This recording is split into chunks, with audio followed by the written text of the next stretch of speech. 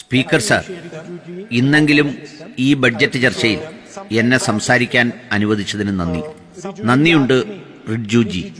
താങ്കളുടെ നല്ല വാക്കുകൾക്ക് ഞാനതിനെ അഭിനന്ദിക്കുന്നു. കുറച്ചു നാളുകൾക്ക് മുമ്പ് റിജുജി എന്നോട് ചോദിച്ചിരുന്നു ഞാൻ എങ്ങനെയാണ് ഫിറ്റ്നസ് നിലനിർത്തുന്നതെന്ന്. താങ്കൾ ഓർക്കുന്നുണ്ടാവും അത്. അന്ന് ഞാൻ താങ്കളോട് ജിറ്റ്സു എന്ന് പറയുന്ന മാർഷൽ ആർട്സിനെ കുറിച്ച് സംസാരിച്ചിരുന്നു. ഇന്ന് ഇന്ത്യയിലെ ഒരുപാട് ചെറുപ്പക്കാർ ഈ മാർഷൽ ആർട്സ് തുടരുന്നുണ്ട് എന്ന് മാത്രമല്ല, അതിപ്പോൾ വളരെ പോപ്പുലറുമാണ്. ജൂഡോ ഉണ്ട്, ജിറ്റ്സു ഉണ്ട്. ഈ ആയോധന കലയുടെ അടിസ്ഥാനം സ്പീക്കർ സാർ, അത് തുടങ്ങുന്നത് ഗ്രിപ്പിൽ നിന്നാണ്. നമ്മൾ ആരംഭിക്കുമ്പോൾ നമ്മൾ എതിരാളിയുടെ മേൽ ഒരു ഗ്രിപ്പുണ്ടാക്കും. ആ ഗ്രിപ്പുണ്ടാക്കാൻ കഴിഞ്ഞില്ലെങ്കിൽ പിന്നെ ഒന്നുമില്ല. ഇതിന്റെ ആദ്യ ലക്ഷ്യം തന്നെ തുടങ്ങുമ്പോൾ തന്നെ ആ ഗ്രിപ്പുണ്ടാക്കുക എന്നതാണ്. ഗ്രിപ്പുണ്ടാക്കി കഴിഞ്ഞാൽ പിന്നെ ചോക്കിലേക്ക് പോകണം.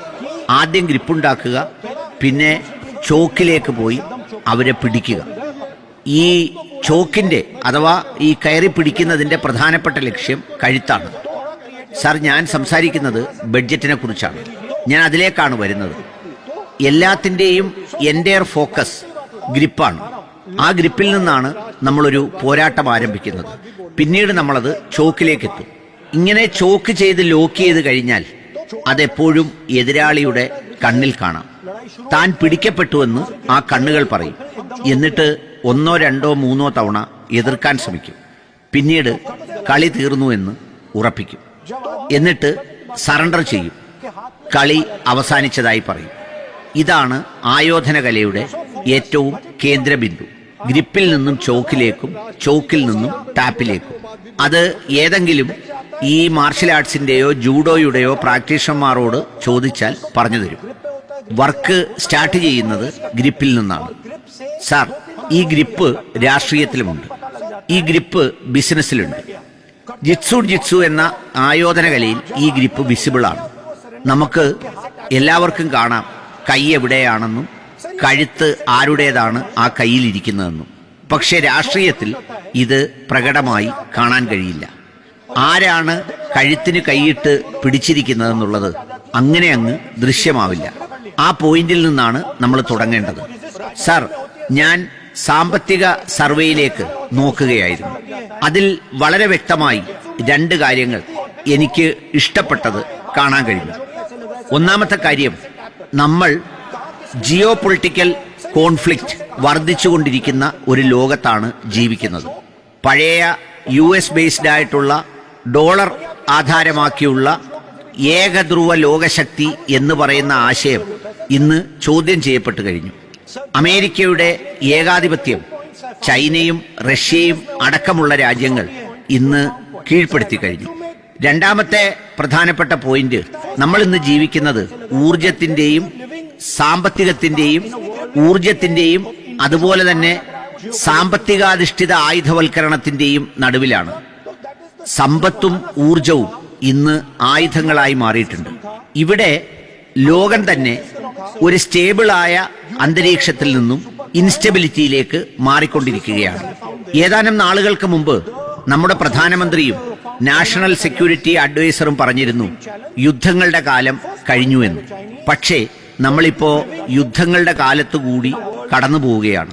ഉക്രൈനിലെ യുദ്ധം കാണാം, ഗസയിലെ യുദ്ധം കാണാം, മിഡിൽ ഈസ്റ്റിലെ യുദ്ധം കാണാം എന്ന് മാത്രമല്ല, ലോകത്ത് എല്ലാ സ്ഥലങ്ങളിലും യുദ്ധസമാനമായ അന്തരീക്ഷം ഇന്ന് നിലനിൽക്കുന്നുണ്ട്.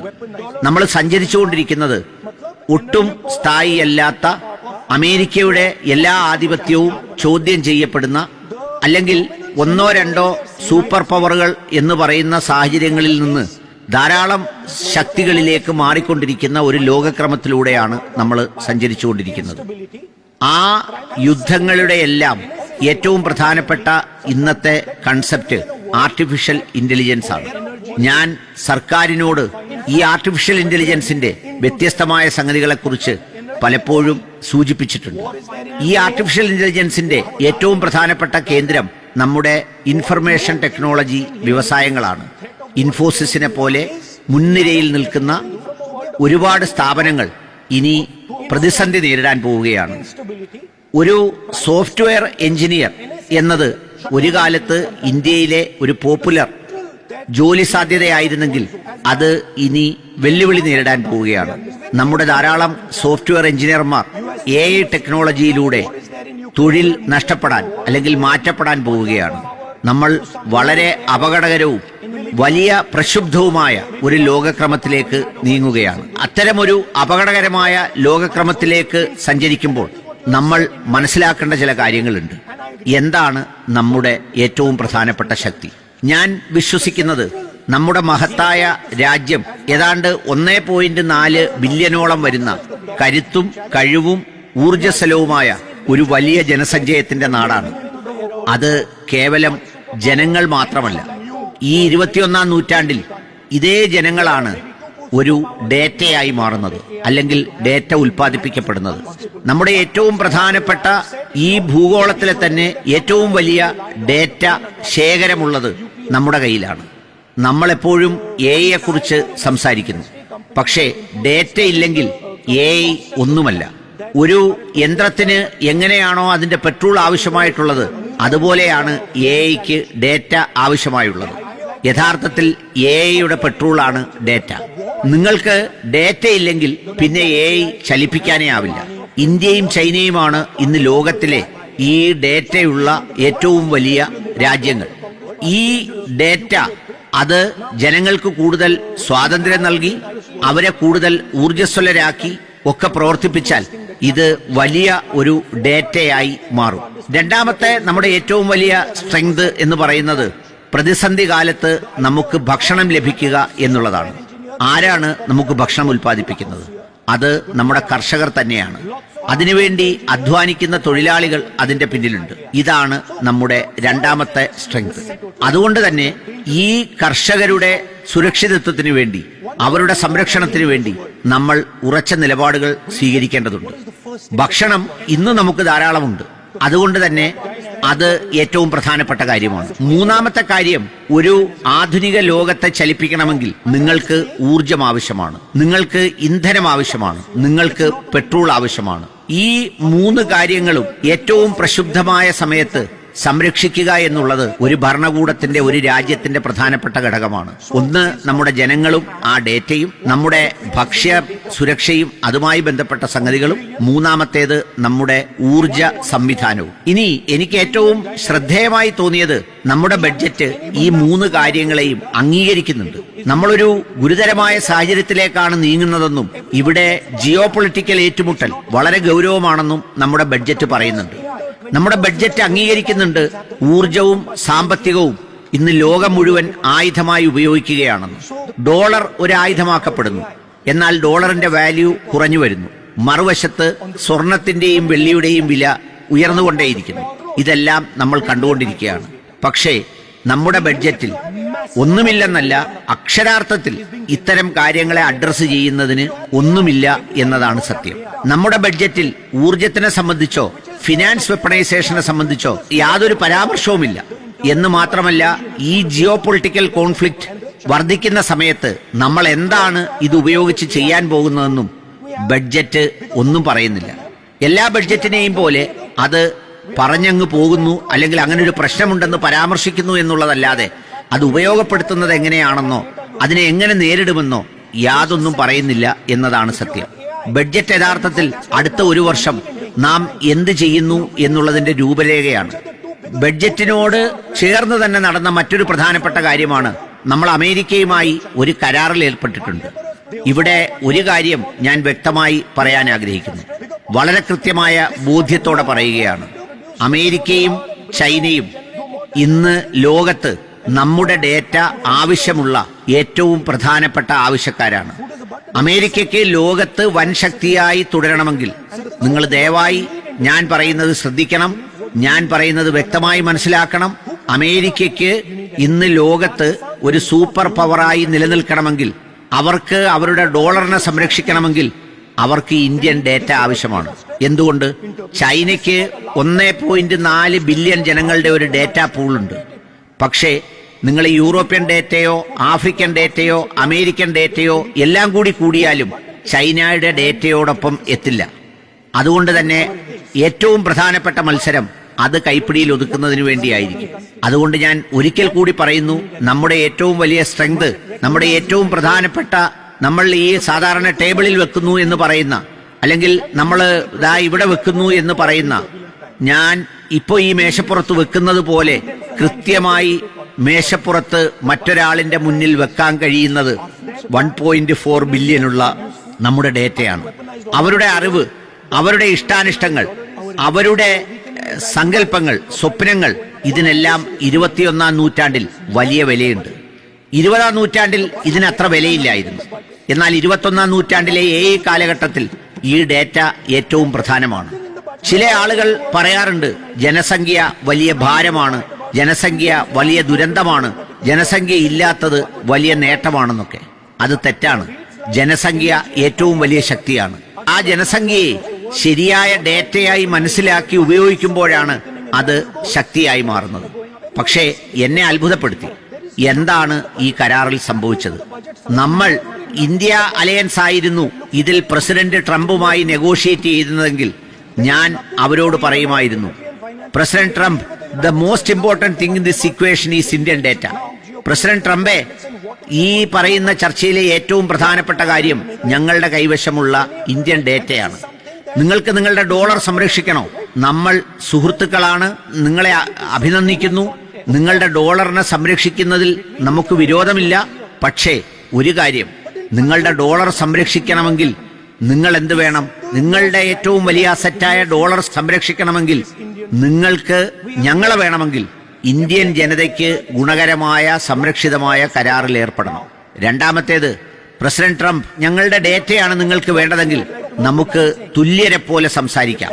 അല്ലാതെ നിങ്ങൾ യജമാനനും ഞങ്ങൾ അടിമയും അല്ലെങ്കിൽ നിങ്ങളുടെ തൊഴിലാളിയുമല്ല എന്ന് ഞാൻ പറയുമായിരുന്നു.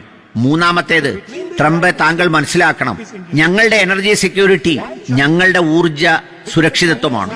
ഞങ്ങളുടെ ഊർജ സുരക്ഷിതത്വം ഞങ്ങളുടെ മാത്രം ഊർജ സുരക്ഷിതത്വമാണ്. അതിന് എന്ത് സംഭവിച്ചാലും അത് ഞങ്ങളുടെ ഊർജ സുരക്ഷിതത്വം സംരക്ഷിക്കാൻ വേണ്ടതെല്ലാം ഞങ്ങൾ ചെയ്യും. നാലാമതായി, പ്രസിഡന്റ് ട്രംപ്, താങ്കൾ മനസ്സിലാക്കണം, നിങ്ങൾക്ക് ഒരു വോട്ടർ ബേസ് ഉണ്ട്, കർഷകരുടെ ഒരു വോട്ടർ ബേസ് ഉണ്ട്. ഞങ്ങൾക്ക് ഞങ്ങളുടെ കർഷകരെ സംരക്ഷിക്കണം. നിങ്ങൾക്ക് നിങ്ങളുടെ കർഷകരെ സംരക്ഷിക്കുന്നത് എങ്ങനെയെന്ന പോലെ ഞങ്ങൾക്ക് ഞങ്ങളുടെ കർഷകരെയും സംരക്ഷിക്കണം. എന്നാൽ NDA അലയൻസ് ആണ് അമേരിക്കയുമായി ഈ ഡീലിൽ ഏർപ്പെടുന്നതെങ്കിൽ ഞങ്ങൾ ചർച്ച തുടങ്ങുന്നത് തന്നെ data is our biggest strength. ഞങ്ങളുടെ ഈ 1.4 ബില്യൺ കോടി ചലനാത്മകമായ ജനങ്ങളുടെ ആവശ്യം, അവരുടെ അറിവ്, അവരുടെ ചിന്ത, അവരുടെ സ്വപ്നം, ഇതൊക്കെയാണ് ഏറ്റവും പ്രധാനപ്പെട്ട ഡേറ്റ എന്ന് താങ്കൾ മനസ്സിലാക്കിക്കൊണ്ട് നമുക്ക് ചർച്ച തുടങ്ങാം എന്നായിരിക്കും. നമ്മൾ തുല്യരായിട്ട് വേണം സംസാരിക്കാൻ. അല്ലാതെ ഞങ്ങളെ ഒരിക്കലും പാകിസ്ഥാന് തുല്യപ്പെടുത്തി താങ്കൾ സംസാരിക്കരുത്. താങ്കൾക്ക് പാകിസ്ഥാൻ ആർമി ചീഫുമായി ഇരുന്ന് ബ്രേക്ക്ഫാസ്റ്റ് കഴിക്കുന്നതാണ് പ്രിയമെങ്കിൽ ഞങ്ങൾക്ക് ചിലതൊക്കെ പറയാനുണ്ട്. പക്ഷേ ഇപ്പോ അത് സംഭവിച്ചിരിക്കുന്നു. നിങ്ങൾ ഒരു വ്യാപാര കരാറിൽ ഏർപ്പെട്ടിരിക്കുന്നു. അത് വളരെ ചെറുതാണ് എന്ന് മാത്രമല്ല, തീരെ ചെറുതാണ്. ഞാൻ നിങ്ങളോട് ഒരു കാര്യം പറയട്ടെ, 21ാം നൂറ്റാണ്ടിലെ ഏറ്റവും അമൂല്യമായ ഡേറ്റ എന്ന് പറയുന്നത് ഈ പറയുന്ന നമ്മുടെ 1.4 ബില്യൺ സ്ട്രെങ്ത് വരുന്ന ജനസംഖ്യയാണ്. അത് 21ാം നൂറ്റാണ്ടിൽ നമ്മളെ ഏറ്റവും വലിയ സൂപ്പർ പവറാക്കി മാറ്റുക തന്നെ ചെയ്യും. പക്ഷേ മോഡി സർക്കാർ എന്താണ് ചെയ്തത്?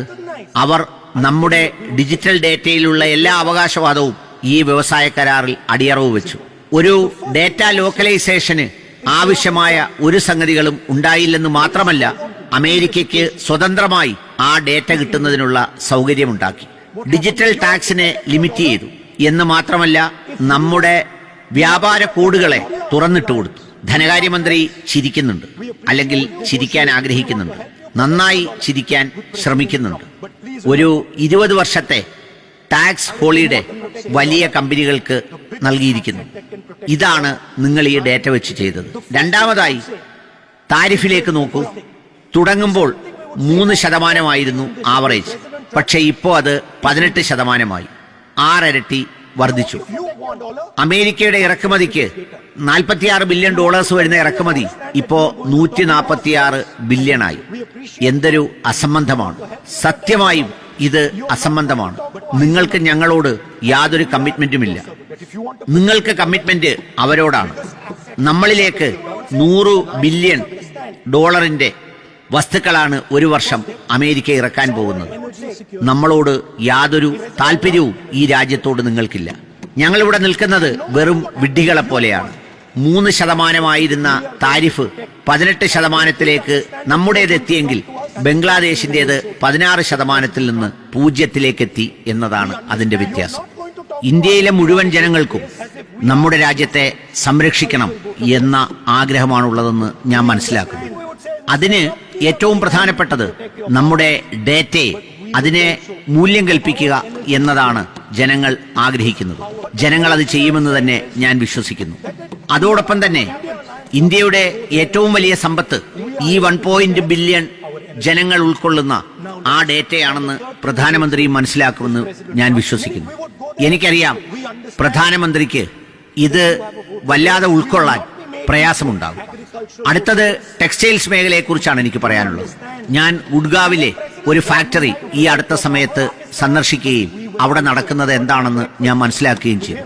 അവർ പറയുന്നത് ഈ താരിഫോടുകൂടി ഞങ്ങൾ അവസാനിച്ചു എന്നാണ്. ഇത് ചെയ്തതോടുകൂടി ഞങ്ങൾ ഇല്ലാതായി എന്നാണ്. അമേരിക്ക ബംഗ്ലാദേശിന്റെ താരിഫ് 0% കൊണ്ടുവന്നപ്പോൾ നമ്മുടെ താരിഫ് 18%. എന്താണ് നമ്മുടെ ടെക്സ്റ്റൈൽസ് മേഖലയിൽ പ്രവർത്തിക്കുന്ന മനുഷ്യർ പ്രതീക്ഷിക്കേണ്ടത്? അവർ മരണപ്പെട്ടു കഴിഞ്ഞു, അവർ ഇല്ലാതായി കഴിഞ്ഞു. നമ്മുടെ രാജ്യത്തിന്റെ എല്ലാ ടെക്സ്റ്റൈൽ ഇൻഡസ്ട്രിയും ബംഗ്ലാദേശിനോടൊപ്പം മത്സരിക്കേണ്ട സ്ഥിതിയിലേക്കെത്തി. ബംഗ്ലാദേശ് അമേരിക്കയിലേക്ക് കോട്ടൺ ഇറക്കുമതി ചെയ്താൽ അവർക്ക് നികുതിയില്ല. കഴിഞ്ഞു, ടെക്സ്റ്റൈൽ ഇൻഡസ്ട്രി പോയി. പിന്നെ നമുക്ക് എനർജിയെക്കുറിച്ച് സംസാരിക്കാം.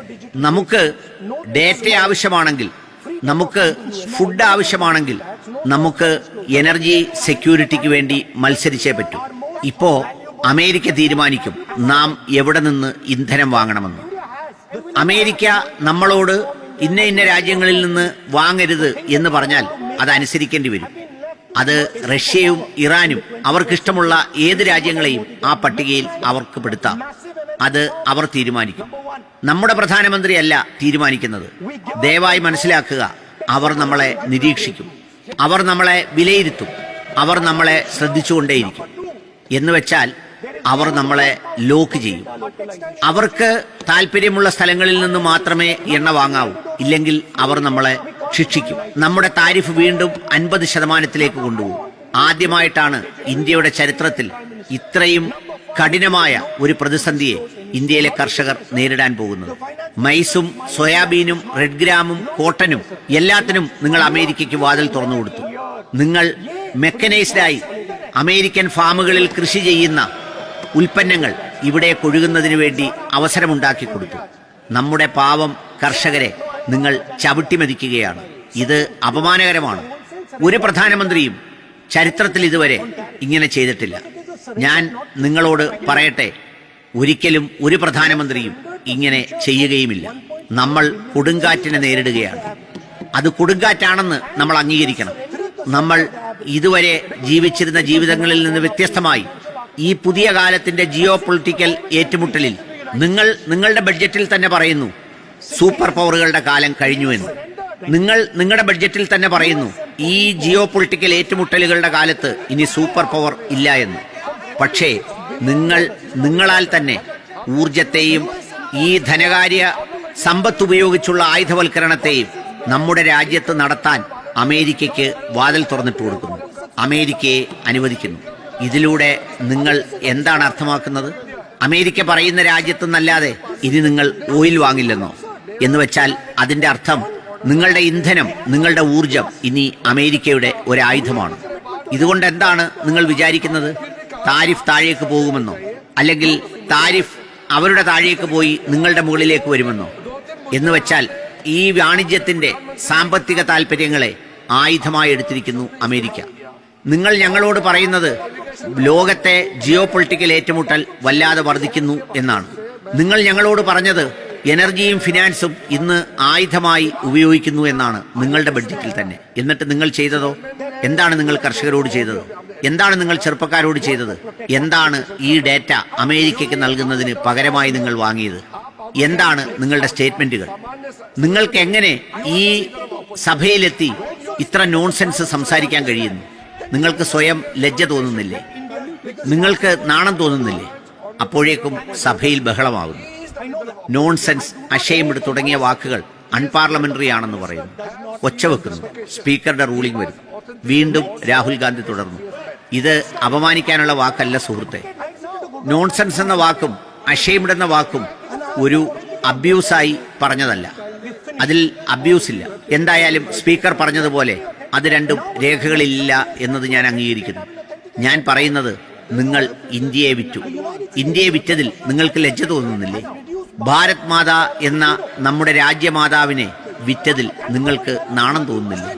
ഇനി അതിനേക്കാൾ രസകരമായ ഒരു കാര്യം, ഇന്ത്യയെ ഒരു സാധാരണ സാഹചര്യത്തിലല്ല അദ്ദേഹം വിറ്റത്. അദ്ദേഹം ഒരിക്കലും അങ്ങനെ ചെയ്യില്ലായിരുന്നു. എന്തുകൊണ്ടാണ് വിറ്റതെന്ന് നിങ്ങൾക്കറിയാം. കാരണം അദ്ദേഹത്തിന്റെ കഴുത്ത് അവരുടെ കയ്യിലായിരിക്കുന്നു. അവർ അദ്ദേഹത്തെ ചോക്ക് ചെയ്തിരിക്കുന്നു. അദ്ദേഹത്തിന്റെ നെക്കിൽ, കഴുത്തിൽ പിടിമുറുക്കിയിരിക്കുന്നു. അങ്ങനെ ആരെങ്കിലും ചോക്ക് ചെയ്താൽ ആ കണ്ണുകളിലേക്ക് നോക്കിയാൽ നിങ്ങൾക്കറിയാൻ കഴിയുമെന്ന് അതാണ് ഞാൻ പറഞ്ഞത്. ആ ഭയം പ്രധാനമന്ത്രിയുടെ കണ്ണുകളിലുണ്ട്. അദ്ദേഹത്തിന് എന്റെ കണ്ണുകളിലേക്ക് നോക്കാൻ കഴിയുന്നില്ല. സാർ, രണ്ട് കാരണങ്ങളാണ്.